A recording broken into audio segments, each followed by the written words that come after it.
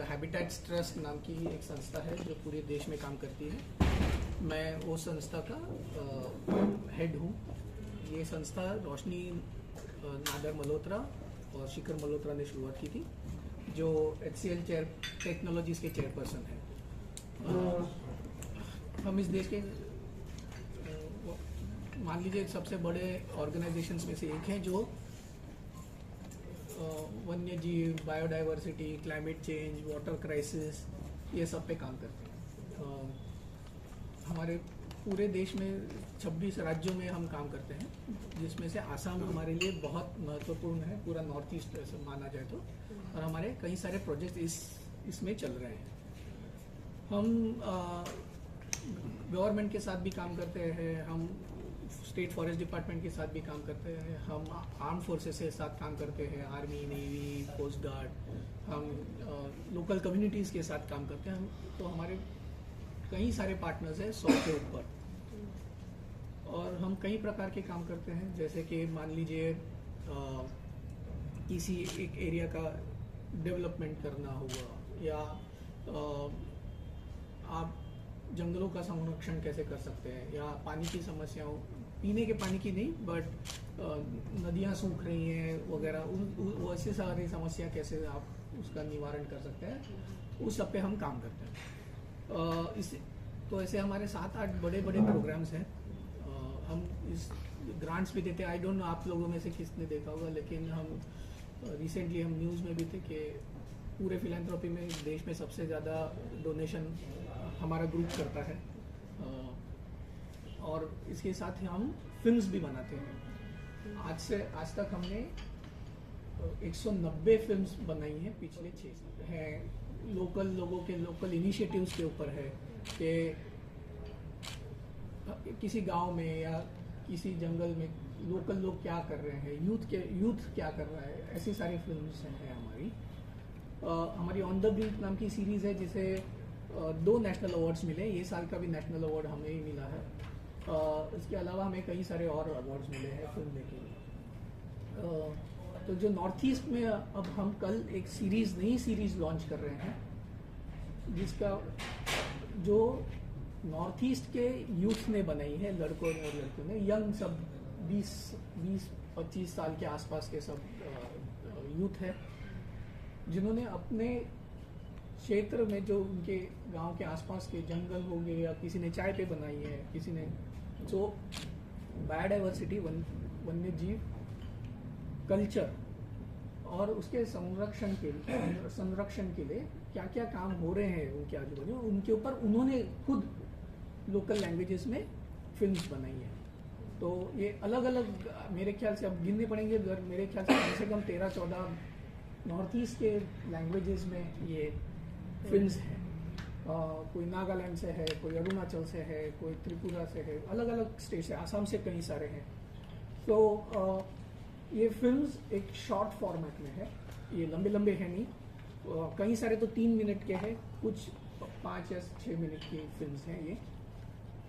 ये फिल्म्स जो है इसको हम YouTube चैनल पे कल से लॉन्च कर रहे हैं। तो कल हमने एक YouTube लॉन्च रखा है, आप सभी को आमंत्रण है, आप प्लीज़ आइए। वो उसमें हम 5 फिल्म्स दिखाएंगे, और जो यूथ है उनको भी हम बुला रहे हैं, जिन्होंने वो फिल्म्स बनाए हैं। सारों को नहीं बुला पाए, 19 फिल्म मेकर्स हैं, सब नहीं आ पा रहे, किसी के प्रायर कमिटमेंट्स हैं, लेकिन 5 फिल्म मेकर्स आ रहे हैं।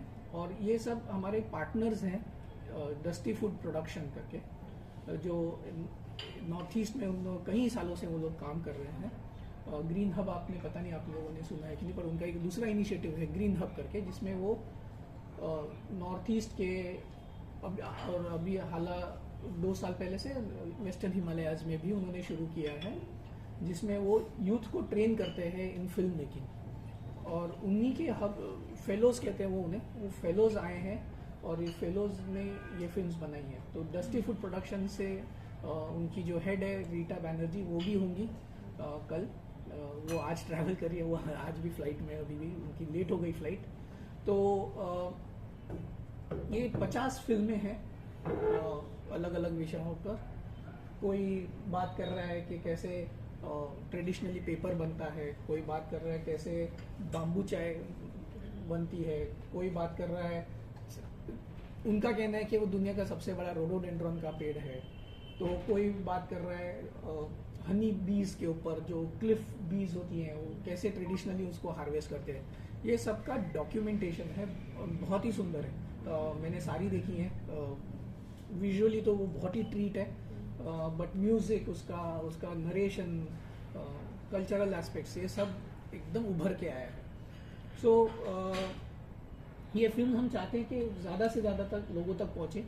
इसके पहले हमारी सारी फिल्म्स कोई OTT प्लेटफॉर्म पे थी, कोई एनिमल प्लेनेट पे या नेशनल जियोग्राफिक पे थी, पर हम चाहते हैं कि ज़्यादा से ज़्यादा में देखें, और सबके पास OTT का एक्सेस नहीं होता, आपके पास उसका सब्सक्रिप्शन नहीं होता, तो वो देख नहीं पाते। इसलिए लास्ट ईयर हमने हमारा खुद का YouTube चैनल लॉन्च किया, ताकि YouTube आज की तारीख में सबसे ज़्यादा देखा जाने वाला चैनल है, ताकि सबको ये मुफ्त में देखने को मिले।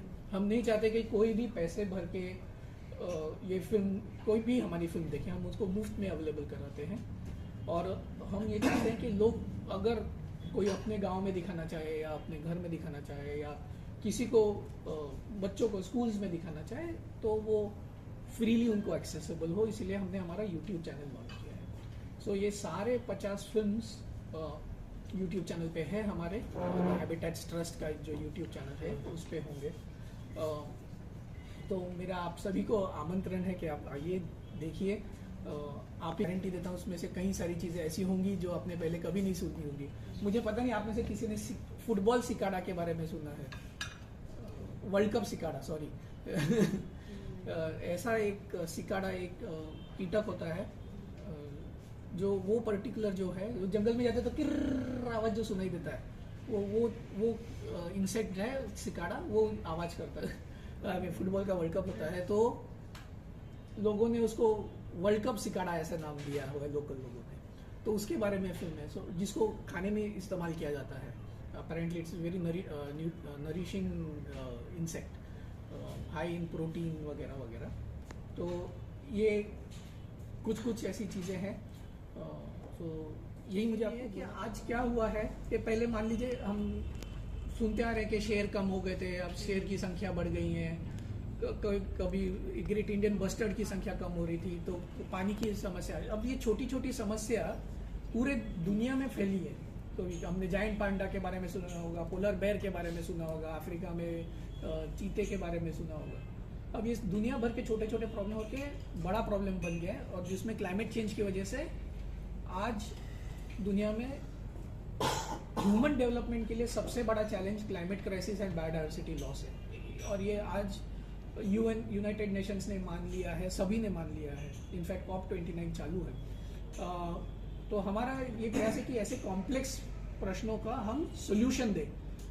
क्या डेवलपमेंट होना नहीं चाहिए? डेवलपमेंट होना ही चाहिए, पर ये आप डेवलपमेंट अच्छे से कैसे कर सकते हैं? आप क्लाइमेट रिस्क को ध्यान में रखते हुए ऐसा कैसा डेवलपमेंट कर सकते हैं जिससे, मान लीजिए जैसा अभी वायनाड में जो हुआ, सब बह गया, करोड़ों का नुकसान हुआ, वो कैसा ना हो, इसके लिए हम सॉल्यूशंस देते हैं एज अ संस्था। पर ये करने के लिए लोगों में जागृति होनी भी बहुत ज़रूरी है। तो हम देश भर के जितने भी फिल्म मेकर्स हैं, खास करके जो हम फेमस वालों के साथ तो करते ही है, हमारे one of our film maker को 7 नेशनल अवार्ड मिल चुके हैं। बट हम ऐसे भी लोगों के साथ काम करते हैं जो एक छोटे से इलाके से आते हैं, जिनके पास अपॉर्चुनिटीज़ नहीं है, बट उनमें बहुत टैलेंट है। तो हम उनको भी सपोर्ट करते हैं, हम फाइनेंशियली उनको फिल्म बनाने के लिए पैसे देते हैं। तो 190 में से 150 फिल्में ऐसी बनी है जो इन यूथ ने बनाई है, जो अलग अलग गाँव से आते, और बड़े नाम तो सभी जानते हैं, पर जो छोटे गाँव में या कि जो अपना काम बहुत अच्छे से कर रहे हैं, उनके बारे में कोई बात नहीं करता।